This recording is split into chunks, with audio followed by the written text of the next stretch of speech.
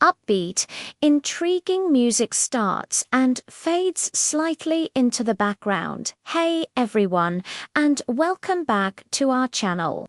Today, we're diving into the life of one of history's most iconic figures. A woman whose name echoes through millennia. Cleopatra. But was she just the seductive queen portrayed in movies? Or was she a brilliant political mastermind who nearly single-handedly altered the course of the Roman Empire? Let's unravel the true story of the last pharaoh of Egypt. Born in 69 BC, Cleopatra VII Philippa was not actually Egyptian by blood. She was a descendant of Ptolemy I Soter, one of Alexander the Great's Macedonian Greek generals. While her family had ruled Egypt for nearly 3 centuries, Cleopatra was one of the very few who bothered to learn the Egyptian language and embrace its culture. This clever move immediately endeared her to the people she would one day rule. From a young age, Cleopatra was immersed in a world of political intrigue. The Ptolemaic court was a snake pit of rivalries and power struggles. She witnessed her own father being exiled and had to fight for her place on the throne against her own siblings. At just 18, she ascended to power, co-ruling with her younger brother Ptolemy XIII. But sharing power was never part of her plan. She knew that to survive, she had to rule alone. Their rivalry soon escalated into a full-blown civil war. It was at this critical moment that one of Rome's most powerful men, Julius Caesar, arrived in Alexandria. Cleopatra saw her chance. In a move that has become legendary, she had herself smuggled into the palace, rolled up in a carpet, and presented to Caesar. This wasn't just a dramatic entrance. It was a calculated political statement. She was bypassing her brother's guards and presenting herself directly to the ultimate arbiter of power in the Mediterranean. Caesar was immediately captivated. But it wasn't just by her beauty. Cleopatra was exceptionally intelligent, fluent in multiple languages, and a sharp conversationalist. She was educated in mathematics, philosophy, and astronomy. She presented herself not as a supplicant, but as Caesar's Aquila, rightful monarch seeking an ally. He sided with her, and after a brief but intense war in Alexandria, her brother Ptolemy XIII was defeated and drowned in the Nile. Cleopatra was now the undisputed ruler of Egypt, with Rome's most powerful man as her ally and lover. She followed Caesar back to Rome, bringing their son Caesarion with her.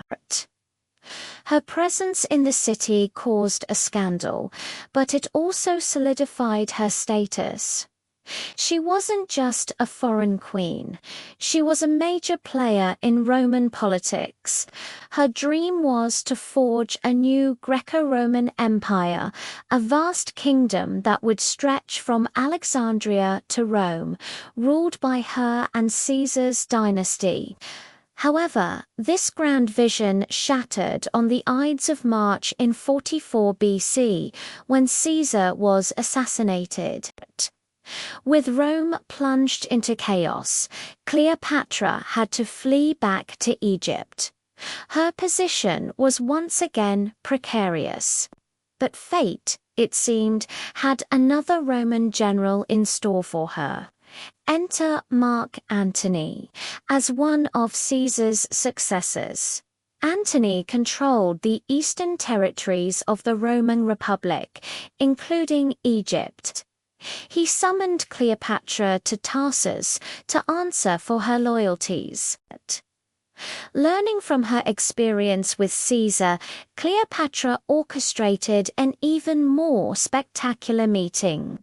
She arrived on a magnificent barge with a silver-plated hull and purple sails, dressed as the goddess Venus, surrounded by attendants. Antony was completely enchanted. Like Caesar before him, he fell for her intelligence, her charm, and her immense wealth. Their alliance was both personal and political. For Antony, Cleopatra's Egypt provided the funds and resources he needed to fight his rival, Octavian, for control of Rome. For Cleopatra, Antony was the military might she needed to protect her kingdom and secure her son's future as its king. For over a decade, they ruled the East together from Alexandria, a city that rivaled Rome in its splendor and intellectual vibrancy. They had 3 children and lived a life of legendary extravagance. But back in Rome, Antony's rival Octavian Caesar's adopted son and heir was using their relationship as propaganda. He painted Antony as a man bewitched by a foreign sorceress, a traitor who had abandoned his Roman wife and values. The propaganda worked. The Roman Senate declared war, not on Antony, but on Cleopatra. Octavian cleverly framed it as a fight to save Rome from an ambitious foreign queen. The final showdown came in 31 BC at the naval battle of Actium. It was a disaster for Antony and Cleopatra. Their fleet was outmaneuvered and decisively defeated. They fled back to Alexandria, but Octavian's forces were closing in. The end was near. Mark Antony, hearing a false report of Cleopatra's death, took his own life. He was brought to Cleopatra's mausoleum, where he died in her arms. Left alone, Cleopatra knew her fate. Octavian intended to parade her through the streets of Rome in chains as the ultimate symbol of his victory. But Cleopatra would not grant him that satisfaction. She was a queen, a descendant of kings, and she would die as one. According to the most famous account, she arranged for an asper symbol of divine royalty in Egypt to be smuggled to her in a basket of figs. On August 12, 30 BC, at the age of 39, Cleopatra took her own life. With her death, the reign of the pharaohs came to an end after 3,000 years. Egypt became a province of the Roman Empire, and her dream of an Eastern dynasty died with her. Octavian, now known as Augustus, became the first Roman emperor, ushering in a new era. So, was Cleopatra just a seductress? Absolutely not. She was a formidable ruler, a brilliant strategist, and a highly educated intellectual who used every tool at her disposal, including her charm to fight for her kingdom's survival in a world dominated by Rome.